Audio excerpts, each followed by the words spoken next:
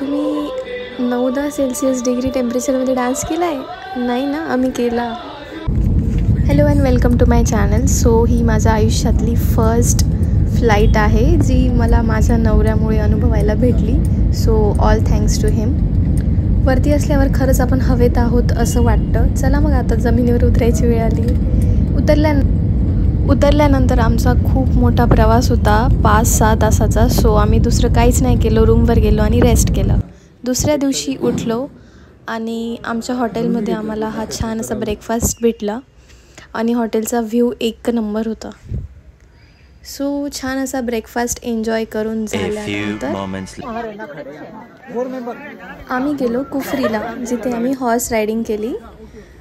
खूप मजा आली हॉर्स रायडिंगला. बाकी तिथे दुसरं काही नव्हतं, फक्त फोटोशूट. तिथे खूप सारे फोटोग्राफर्स तुमच्या मागे फिरतील फोटोज काढण्यासाठी. आणि ॲक्च्युली हॉर्स रायडिंग करताना मला रिअलाईज झालं की ते मोबाईल आपण काढूच शकत नव्हतो. सो आपले फोटोज नाही आले. सो मग मी हट्ट करून कॅमेरावरचे फोटो काढायला कसं तरी माझ्या नवऱ्याला मनवलं. सो ते पण हो म्हटले. बट जेव्हा आम्ही फोटोज पाहिले तेव्हा एकही फोटो आम्हाला आवडला नाही आणि आमचे पूर्ण 1500 रुपये वेस्ट गेले. एकही फोटो चांगला नव्हता.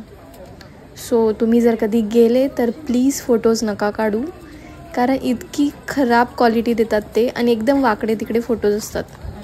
आणि सांगताना ते इतके छान फोटो दाखवतात तुम्हाला की असा येईल तसा येईल, आणि जेव्हा तुम्हाला ते आउटपुट भेटतं ते एकदम वर्स्ट असतं. सो हा आहे शिमलाचा मॉल रोड.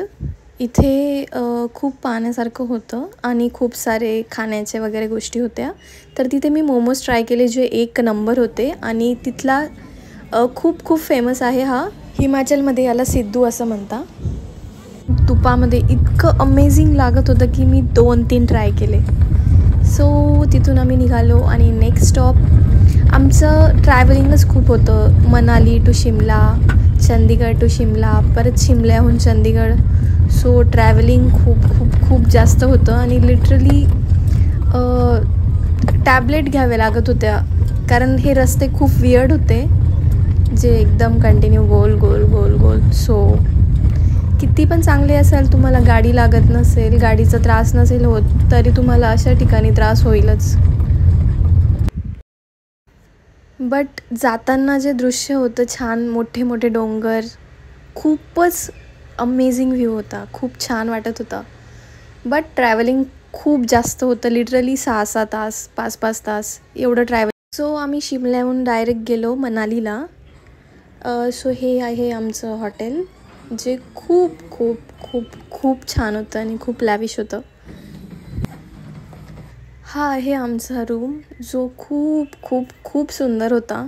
आणि रूमचा बेस्ट पार्ट म्हणजे the best part was balcony, जी खूप छान होती आणि पूर्ण असं मोठी विंडो होती जी पूर्ण ओपन व्हायची आणि एक नंबर दृश्य दिसायचं. हॉटेलमधलं जेवणही एक नंबर होतं आणि रात्री तिथे लाईव्ह म्युझिक राहायचं. सो खूप छान वाटायचं. ते सर्व जुने गाणे म्हणायचे मोस्टली. सो जुने गाणे ऐकून कोणालाही छानच होतं. तर ही आहे आमची अमेझिंग बाल्कनी. ओके, सो आपला नेक्स्ट स्टॉप आहे सगळ्यात best part of Shimla and Manali. तो होता सोलंग व्हॅली, जिथे सोलंग व्हॅली पाहून लिटरली असं वाटत होतं की हेच स्वर्ग आहे. सो इथे जाण्यासाठी तुम्हाला रस्त्याने खूप सारे शॉप्स लागतील आणि तिथून तुम्हाला हा ड्रेस घ्यावा लागेल.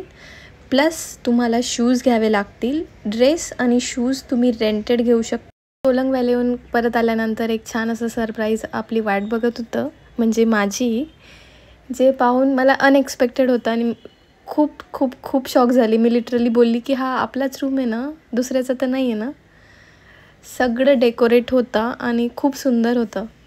केक होता, परफेक्ट कॅन्डललाईट डिनर होता, सगळं स्टाफ एक नंबर होता. सो आम्ही ही मोमेंट थोडी कॅप्चर केली आणि छान असा डान्स केला.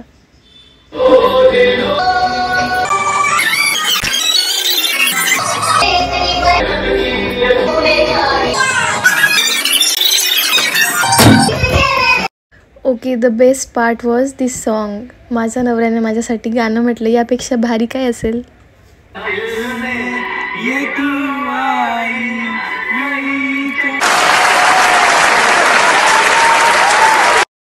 व्हिडिओ आवडला असेल तर लाईक, शेअर आणि कमेंट करायला विसरू नका. धन्यवाद.